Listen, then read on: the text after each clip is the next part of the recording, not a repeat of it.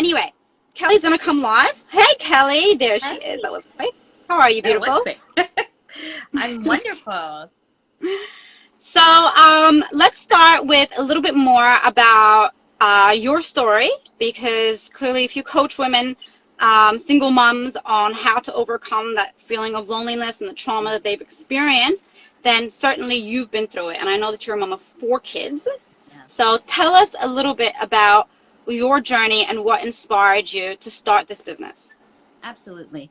So, my journey started a good 8 years ago now. It's been a while. I've been on the Wow. other side, so to speak, for a while, but it has definitely been a journey. So, I do have 4 kids. I have my oldest is a 20-year-old. And then I Wow. have one right after the other. So I have a 19-year-old and a 17-year-old. And then to make life more interesting, the year of my separation and divorce, I got pregnant again. Oh, So I have a wow. 7-year-old. I don't know that I'd Wow. recommend that, although Were I you love my, pregnant during your separation? I was pregnant. It gets really juicy and interesting, but not with my husband's child. Okay. So, but Okay. we were, let me explain that because it always sounds a little sordid and crazy. But I Sounds was juicy. in, yeah, it is juicy, right? It feels juicy now. Then I was like, Yeah, ah. of course. So I was in a situation where I was in a really unhappy marriage. I felt like really in a loveless marriage, just Yeah. to be as clear and concise. I just didn't feel loved. And I tried so hard to make it work, right? I mean, that's kind Yeah. of what a lot of us as women do. That's our job. We're going to make this work. Yeah. Of course. Therapy, couples, couples retreats, just couples counseling, individual counseling, sex therapists. I mean, I just tried it Everything. all. Yeah. Books, I just kept trying and trying to make it work. And as most of us know, intellectually, you can't do it by yourself. Yeah. So I started working with a therapist and I really started creating an exit plan because I knew that Okay. that's what I needed to do. When Um, did you realize, or when did you decide that I'm not going to keep putting in all this work, like this is a poor investment, and I need to pull out of this investment? When did you it decide that? it took me a long time. It really did. It was one of those things where things started to kind of go uh, off the rails early on when my oldest, who is 20, was like about 1. And I Wow. Okay. think statistics say Early. that women stay a good 5 to 7 years after they know that it's time to go. Wow. And Wow. so unfortunately, that's fortunately or unfortunately, it's part of my journey, to really try to figure it out. And, it's part of that journey of figuring out what you can do. What is your So piece of it? why is it that you think we spend 5 to 7 years after we've realized that we should go? That's a long I time. I think it's kind of like what we were talking about earlier. I mean, we're just conditioned, and we're just conditioned by society, culture, our families. And although we might not all come from the same backgrounds, the way women are treated within various cultures is pretty Yeah. similar. It's our Well, job. I'm from Egyptian culture, and there was a lot of shame for me around being a single mom. Yeah. So that fear or that sense of shame did keep me in there longer. Definitely didn't keep me in there 5 to 7 years longer, maybe like a year longer than I should have Hmm. stayed, because I didn't want to be a single mom and I didn't want to bring shame to my family, you know? Right. Right. And yeah, so keep going. Tell me more. Yeah. So for me too, I think it was also like I really wanted to believe that I made the right decision. Mm. There was, and we talked a little bit about self love. For me, it was like I made this decision. It has to be right. I wanted it to be right. And so I kept working at it and working at it. Um, and as I started to create this exit plan, I had to really think about how I was going to support myself because I was what I would call myself a feminist. When I was in college, I Yeah. started a feminist group on a Catholic university. Awesome. Yeah. But when I got married, I ended up making the decision to stay home with my kids. So financially, I was kind of in this precarious place because I'd left the workforce. That's no joke, Yeah. ladies. That's no joke. Honestly, I tell women all the time, because you don't understand the number of women I've seen come into my office for a first session and they're in their 50s and they break down in tears because they made their whole life about their kids, or they made their whole identity about being a mom, and now the kids have grown up and left, or hubby has found a younger woman, or something like that has happened, and now their identity has gone down the drain, and they can't financially support themselves because they've been out of their industry for too long. Exactly. So how did you step back into that? Because you had 3 kids, so you weren't like, you know, just making up excuses. You had 1 kid and you gave up work. Like, you had 3 other lives to manage. So how did you get back into the workforce mentally? What did you say and do to yourself? Yeah. So, well, there wasn't a whole lot of choice, right? It was like, once I started going down the road of an exit plan, I was like, okay, I've got to get my feet back on the ground. I got to get my shoes on. I got to get my feet on the ground, and I've got to get out there. And really, it was just, for me, I work in early education as well. So I was a teacher, and I worked with young children for many, many years. So it was really natural for me to be home with my kids, because that was what I was doing outside of the home. But it isn't the most lucrative field. So I really have had to be really creative, and I've had to really get in this new frame of mind of how am I going to make up this time that I've been away. And so I just started really thinking outside of the box. You know, just being a teacher was not going to work. Yeah, I wasn't going to cut it. Yeah. It wasn't. And so, you know, I really had to be creative, and I worked with a lot of universities. I don't know what it's like there in Australia, but here in the States, that's a really great place to work in early education, because you get benefits and you get all the good stuff.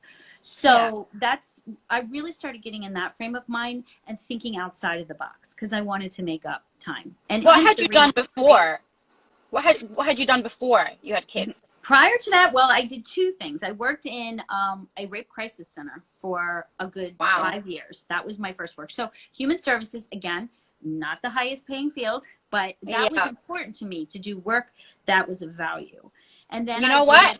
I feel like you have a lot of love to give, and I'm so happy to see that you're starting your own coaching businesses, because this is going to give you the freedom to give that love and that support in your own like framework. So I'm going to refer you to somebody when we get off the call, somebody that helps coaches grow their coaching businesses. I'll just pass on his details, and then you can go from there. All right. But your business, what you do, I love the sound of it. Can I ask, do you also help women create exit strategies? So the women that are in there and they're like, yep, I should have left about like 3, 4, 5, 6, 7 years ago, but I'm still here. And I want to make this strategy. I want to get this action plan. Do you also provide help and support there? That hasn't been the main thing, because really what I've been attracting is women who've already made the leap. Whether they've made the leap on their own, what I see a lot of is their partner made the leap for them. But I definitely, which is tough as well. You know, I actually made the leap for myself, but once I made it, the support network changed, you know, because no longer was I suburban mom, driving my minivan, living in my little house, right? All of a sudden it was like, whoa. But I have a lot of resources, at least here in the States. And I think one of the things that I think is so important for women is to find this soft place to land, right? What does that mean? A place where you feel comfort, where you can kind of heal your wounds a little bit. It's painful. You know, when you go through it, you know. Go ahead. Go ahead. Sorry. No, you go. I was just going to say, one of the things that struck me was how raw I felt. You know, I was making an exit plan, so I was ready. I was like, I'm doing this. And then when I did it, I was like, oh my God, this is horribly painful. Like, you know, for me, that was how I experienced it. Yeah. I felt very raw, very naked, and I wanted comfort, right? Yeah. And you know, also I want to say, Marlene, from working with young children for so many years, we know how our brains work, right? If you are under a great deal of stress, if you are frightened, if you are scared, if you are under too much stress, your brain does not work the same way. I mean, no, does your body. Your entire body doesn't. Yeah. Exactly. So I feel like that is a really important first step. That's not where you need to stay, but you definitely need to find this place of comfort and support and validation so that you can. Do you mean like a physical place, or do you mean in terms of a social circle? I'm really referring to the sisterhood. But I think the sisterhood lends itself to you then taking those next steps, right? Those next steps of self-love. okay, because it's very hard. I found, and I think a lot of women that I've worked with and are in my circle, it's very hard to be thinking clearly and not to be reacting, but to be responding, right? Of course, because there's so much hurt. And the thing is, especially if it was your partner who made the decision for you, like that's so much harder because then you have that feeling of, wait a minute, I stayed for these 5 to 7 years trying to make it work, and now you've kind of thrown me away, you know, or you've thrown away our relationship. And I would imagine that's a lot harder to get through, that feeling of rejection as well, whereas you and I kind of made the decision. But even after I moved out, and I did it all with a lot of anger. Fuck this, I'm leaving, blah, blah, blah, blah, blah, anger, anger, anger. And of course, anger was a cover-up for my hurt and my vulnerability, right? And it wasn't until I moved into my place that I broke down in tears for about a whole week. And I remember in that time feeling like I have no friends. And it's interesting how when we go through hard times, we forget all the support systems that we have.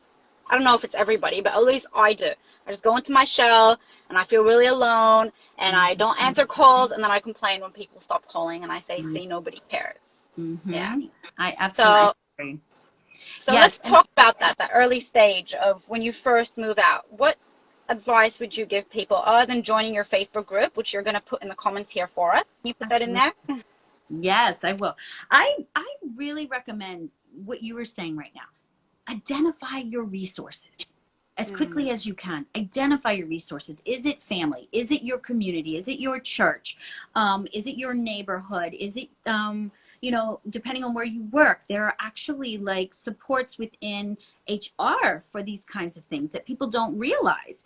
There's financial help. There's guidance around therapy. So I really think you need to first identify your resources. And I recommend women keep a running list. Because when tell you, when I was going through my separation, I had no idea the amount of resources here in Australia. I had no idea. And I actually had a couple of clients tell me, Marlene, call this number. Marlene, call that number. And when I called, now granted, the people that I called probably not the best suited for me because this was like an abuse hotline. And even though I'd undergone like coercive abuse, emotional, mental abuse, there was no physical abuse. But I found out that they provide housing. They provide you like even an income if you need, therapy, free therapy for like as long as you need. So if you just ask, if you're in a westernized country anyway, you'll be amazed at the amount of support out there. Yeah. There really is. There's so much. And if you're not familiar with it, like you just said, you don't even know where to begin. Maybe you're not even thinking. I know that was for me. At first I was like, I never considered the resources that were available to me. And again, that was a limiting belief. Like these resources aren't available to me because it wasn't part of my world. I'd never been divorced before, right? So just finding out those things and learning to navigate the systems, because again, in those initial stages, again, depending on your own experience, you may not be in the right frame of mind. I can't tell you how many times, Marlene, I had gone back to work part-time. I was navigating different households because I had 3 kids and I was trying what they call nesting. So that was where the parents leave and the child stays. So I would leave and then their dad would be there and then he would leave and I would stay. It's a beautiful idea. It didn't work so well for us because my ex-husband was like, I'm not leaving. What do you mean? Oh, I'm not going. Okay, that's right. But I can't tell you how many times I would be driving and I would be like, where am I going? Like my brain was just like, there was so much chaos. There was so much emotion. There were so many balls in the air that I really was so overwhelmed that I was even having trouble getting from point A to B. I was driving, but I'd be like, where am I going? Yeah. Well, it makes sense that when you're going through that you would need somebody to be objective and kind of think straight or think clearly for you or help you think clearly. Look past all the clouds of emotion and hurt and just factually okay, be decisive, make decisions, here are your options. So it makes sense. Yeah. And some women are like that. I have one friend who she went through divorce and separation around the same time as me. Her husband took all the money, left her really like on her own. But she bounced, girl. Yeah, I love that. Say she had her own money and she had a PhD, and so she set herself up. You can say love means everything and love is so important, but when you're in that position, you're like, wait a minute, there's something else important here. I have Yeah, to well, get as laid. I said to you earlier before we jumped on the on this like live, my definition of love has changed so much, like throughout my separation, because if you said love to me before, it used to mean like romantic love, you know, like, oh, I need a man to have love. And now, with like all the experiences that I've had, I'm like, Marlene, I'm like, just love yourself. I'm like, stop looking for love everywhere else and accepting little crumbs here, little crumbs there. Just have your own cake of love and eat the whole fucking cake, you know? That's right. And stop settling for other people's little crumbs, the little bits of love that they give you here. I give you that much, I give you that much. Because if you really just learn to love yourself, that's when you realize you don't need somebody else to love you. And then you just want certain people around for the positive addition that they are in your life, as opposed to, you know, trying to win somebody's approval. Like, I'm at a stage now where somebody doesn't approve of me, don't be in my life. It's that simple. I'm not going to change who I am. Just don't be a part of my life. Yeah. Absolutely. Yes. And it's not easy to get there, but for some women, but it is, I feel like it's important for them to hear other women saying, it's okay. It's Yeah. okay. You're going to be okay, and you can move through this, and you can get to the other side. And it's okay to want things for yourself. You know, Glennon Doyle, the author who's written the book Untamed, it's really popular here in the States. I don't know if you're familiar with it, but she has written in her book just so eloquently how, especially mothers of daughters, but obviously I have 3 sons of sons as well, and I know you have that adorable little baby boy. Yeah. You know, what are we teaching our children about Yeah. how we want to treat, like, what are you saying to your child when you say, I'm not important? And one day you won't be either, right? Basically, Yeah. one day you're going Yeah. to have to sacrifice everything. Yeah. Put your Be a kids in good, front of you and you'll be last on your priority list. Yeah. and there's so many beautiful quotes in this book, and there are other people who've said this before her, but you know, what a burden to place on your children to make them your whole Yeah. life. It's actually a gift, right? It's actually this beautiful gift for them to watch you live Yeah. your life. And be the best you and strive for things and achieve them. Because, like, what we forget is that we aren't supposed to be dictators. We're supposed to be mentors. And Mm-hmm. monkey see, monkey do. So when you're least paying attention, they're watching and they're going to copy. So if you lose your temper, you got to learn to apologize so that they can learn to apologize, you know? And like you said, you can't put the kids before you all the time because you're setting the wrong example. And Right. actually, I have a client that I'm doing my self-love for permanent weight loss course with. And I asked her, I said, what are some of your character strengths? And she said, I'm really loyal. And I said, great. I said, at what age in your life did you decide that you had to be loyal in order to survive in this world? And she sat there kind of racking her brain, racking her brain, racking her brain. And then she was like, oh my God. She was like, it's not through anything somebody said to me. It's through watching my mom stay despite the abuse. Yes. That was her definition of loyalty.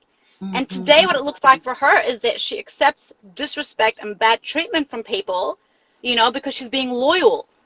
Right. Right? Yeah. So And that's the then, example that her mother set for her. right. And then the question is, you know, I love the word loyal, and I feel like that's a really powerful word in my family. And I am always asking myself and the women I work with, are you loyal to you? Right? Yeah. How loyal are you to you? Right? You put everyone else ahead of you. What Be are you loyal saying? to yourself first, Right? before all else. Yeah. And mothers, you mentioned mothers, you know, I always talk about my own mother because I learned codependency, like front lines. She is a beautiful soul, but everybody talks about how selfless Carolyn is, how selfless. And she is 81, 81, 80. And hasn't lived her life for her. She's lived it for everyone else. Yes. And she is physically, so here bringing this into the physical world, she has a rod in her neck, in her back. Her bones, her back is crumbling. And I feel like it's such a metaphor for her life. Like, you know, you crumble under the weight of carrying everybody else. Well, the truth is, Kelly, like, I'm from a Middle Eastern culture, so it was definitely more extreme on my end. But as women, and especially that generation before us, like we weren't we weren't told the same things as men, right? Like, men, you're Mhm. born, the world is yours, you're going to be Yes. amazing, you're going to have all the power and control, you're going to make lots of money. That's fed to them at a young age. But for us, what's fed to us is don't be an inconvenience. Don't ask for anything.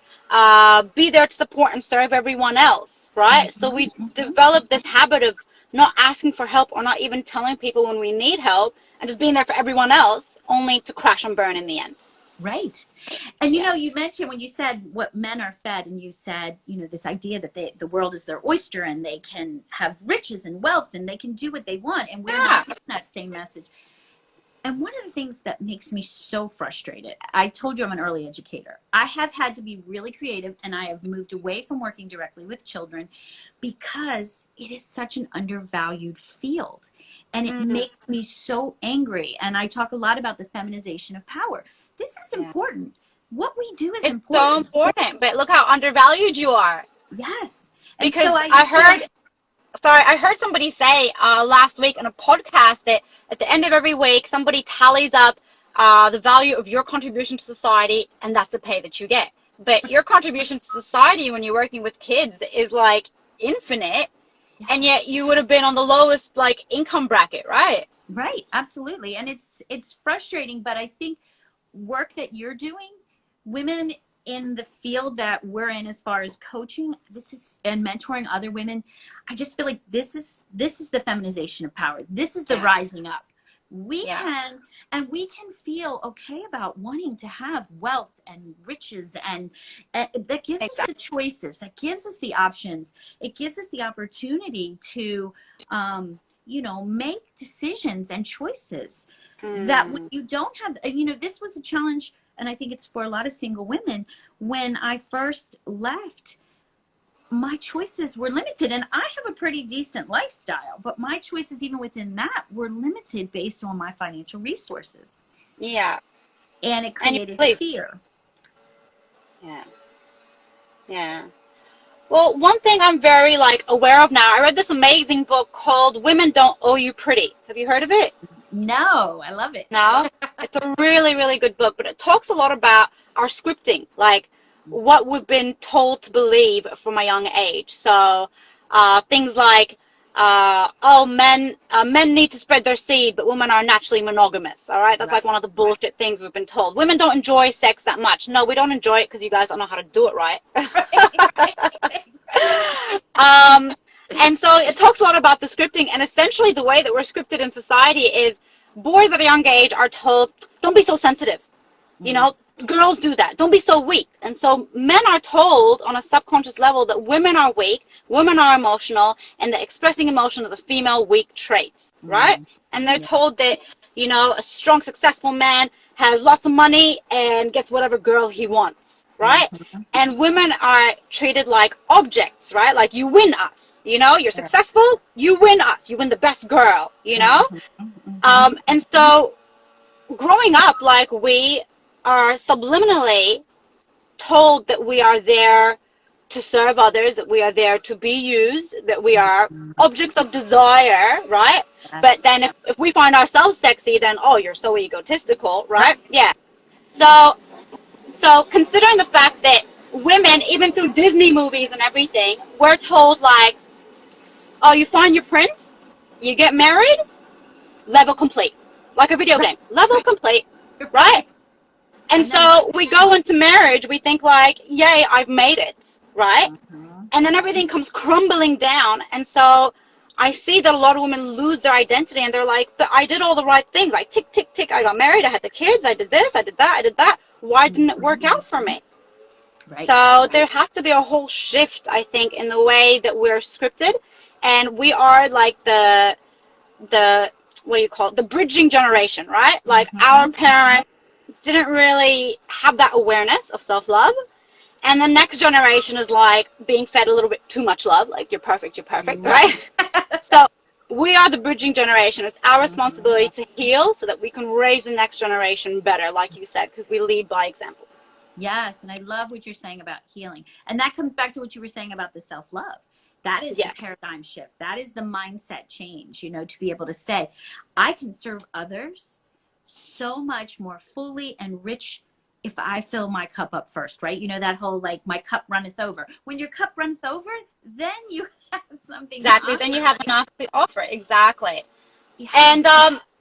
also, oh, I forgot. It just slipped my mind. Keep talking. It will come back to me. Okay. Well, you had mentioned mindset, and that really triggered some things for me because I was thinking about how, you know, that is an ongoing journey as well. And as you were saying, for women, really shifting that script. And I have recently been really shifting the script for myself and for the women I'm working with around money because I just, you know, to be a feminist is what? The social, political, economic equality, right? That's Equality. Yeah. right. So I think as women, we are really taught not to worry so much about the money, right? Don't worry so much about that. Like, not worry Yeah. about it for ourselves to go out and be able to handle it. I think that that is changing. And I think that's a beautiful thing. But I still think there's a ton of stigma around that. You know, there's like gold diggers, right? These Oh, yeah. phrases Sure. that make it seem like women should not value having money. Yeah. And it makes us somehow dirty or wrong or bad, right? Yeah. Interesting. Yeah, I haven't thought Right. about it that way, but you're right. Yes, and so I just feel like this mind shift is so crucial for it's about loving ourselves, right? It's about loving Yeah, ourselves. empowering yourself through loving yourself and not needing the love of someone else who doesn't really value you. Yeah. Right. And how many women are stuck in these situations because they cannot financially care for themselves or they think they can't. This is Mm. something else I'm really exploring when you were talking about mindset earlier. And I think you did a couple of lives where you were talking about kind of having paradigm shifts around and your thinking around different topics and different ideas. And I just keep thinking about how important it is for us to really validate that in one another and Mm. to know that that is what gives us the choices and the options. Because when I'm talking about single women specifically, right, we're fed this whole idea that, oh, a single woman struggles. A single woman struggles, right? You think about the image of a single woman. Like, I That's always true. imagine like a woman waitressing, like in, you know, comfortable shoes, you know, Yeah, low income job. Yeah, with a right? baby Right? on her arm. Yeah, Exactly. struggling. Oh, and she's, you know, everybody loves her in that, oh, she just, you know, she sacrifices so much. But we don't have to struggle. We don't have to buy into that idea that we're going to struggle. And No. I'm someone that did. That's why it took Can me I, so long to get back on my feet. can I tell you something? Like, I've only been separated for like 9, 10 months, and I've never been happier. Like, it's tough at the beginning, because you have to accept that, oh, this whole thing, marriage thing, like that's failed for me, right? And there's Mm-hmm. shame in that. And then the whole single mother thing, oh no, am I going to make it on my own? But I want to promise anybody who's going to watch this video, any single mom, that if you like go through this journey, focusing on loving yourself and treating yourself the way that you would treat like a stranger on the street, which is super, super nice, you Mm-hmm. will get to a stage where you're like, why did I ever live with a man? Cramping my Yes. style, can't watch what I want to watch, gotta tell them where I'm going, when I'm fucking coming back, and like, gotta think of excuses of why I don't want to have sex today because I'm tired of faking orgasms. Like, there's so much freedom in being a single mom that Right. honestly, I don't ever want to get married again. What for? What for? You're so right. And this is Yeah. the thing, you know, you hear so many single women talk about, oh, it's so hard. Like I put out on my page the other day, like, how do you define single mom? And a lot of people were saying like struggle, exhaustion, you know, I love my children, but you know, it doesn't have to be that. I mean, think about it. Like all of the things you just said, like sometimes I'm sitting in my big bed all by myself. And I'm like, this is kind of sweet right here. Yeah. You And know? can I tell you something else as well? Like, I remember when we were separating, I told my ex at the time, I said to him, don't think I'm even going to go for like 100% custody. I was like, you're a good dad. I'm not going to try to take like your son away from you. He needs you around. I said, we're going to go co-parent. We're going to go 50-50 because I'm going to move on with my fucking life. Like, why Yes. would you want 100% custody? Are you insane? 100% of the time you want the kids? No, no, no, no, no, no, no, no, no. No, no, no, no, no, no, no, no. As long as the husband's not abusing them or anything like Mhm. that, just go 50-50. Like, you get you back, and then you have time to just de-stress and enjoy life again. Marlene, I feel so happy that you just said that out loud because it is one of the things when I first went through my divorce and separation, or separation and divorce, that I felt guilty about. You know, like 50, and when they were gone, I was like, woohoo! Yeah, live it up, girl. Because I went from being full-time primary care, you know, I was the one doing everything. And he got to sit on the sidelines and be, you know, oh, you know, you're so great, honey. Sip on his beer and watch TV. Yeah. Right. Yeah. I love to say, that's your department. I was like, guess what? Now it's your department. It's our department, motherfucker. Yeah. But it's so true, and it's okay, right? I mean, our children need to know that they don't have to carry us emotionally, right? No, yeah. The last thing I wanted my kids to ever worry about when they would go off with their dad was that I needed them to feel better. You know, I never wanted them to feel that way. I mean, I wanted them to know I loved them and I missed them when they were gone, but I was going to do X, Y, or Z. And that's what I think a lot of experts would recommend too. Like we did, and I recommend this for women, we did something with an organization called the National Family Resiliency Center. They're here in the States, and it was beautiful. And they said that, like, tell your kids, I'm going to go take a class. I'm going to go out with my friends. Like, let them know stuff and you're okay. They don't need to worry about my little one came and watched me up on stage winning like Bikini Mama 2021. And like, you don't understand how happy that makes me that I could set that example for him, that you could have a big goal, and if you just keep working at it and believe in yourself, you can achieve it. And I remember during our separation, I went through a period where I was so emotionally distraught. And of course, I wasn't game enough to talk about this online, and I'm regretting it now, but I will soon. But I was so emotionally distraught that I couldn't be present with my son. But even on the days when I had him, I wasn't there. And I would have to call my mom or somebody up and be like, I'm sorry, but I need you to be here with Emmanuel because I'm not giving him the attention that he deserves right now. And I had to go and heal real fast, you know, so that I can be the positive me and positive example for my son, because crying mommy, falling apart mommy, distraught mommy, fucking losing her shit mommy, that's not the example I want to set for my son of what women are. I want him to see strong, confident, go-getter mom getting shit done. That's what I want. And you are doing that. You are a beautiful example. I want to give you kudos watching you from over here. And calling on your resources is a great example to set too, right? You know, maybe you don't want to fall apart in front of them, but saying, okay, grandma's coming, or auntie so-and-so, or, you know, I do a lot of, even now, I'll do swapping with like my kids' friends. So I make relationships with the other moms, and then we swap. And it's even now, it's not the same for the same reasons, but it still provides additional support. And that's great, right? Yeah, absolutely. That's what we all need. Support in those hard times, 100%. Absolutely. Well, Kelly, I really want to keep talking, but I have an appointment now at 11:30. But let's do another one of these soon. I'm going to edit the video so that we're next to each other instead of on top of each other. I'll load it to YouTube, send it to you, and please include the name of your Facebook group. What is it? Tell us now. Single Moms Rockin' Parenthood. Good. Love it, love it, love it. All right, beautiful. All right, Kelly, thank you so much for your time. It was so good to be here with you. My absolute pleasure. All right, beautiful. Have a good night, because I know it's late there, and we'll chat again next week or something. All right. Sounds wonderful. All right. Bye, guys. Bye. See you, lovely. Bye.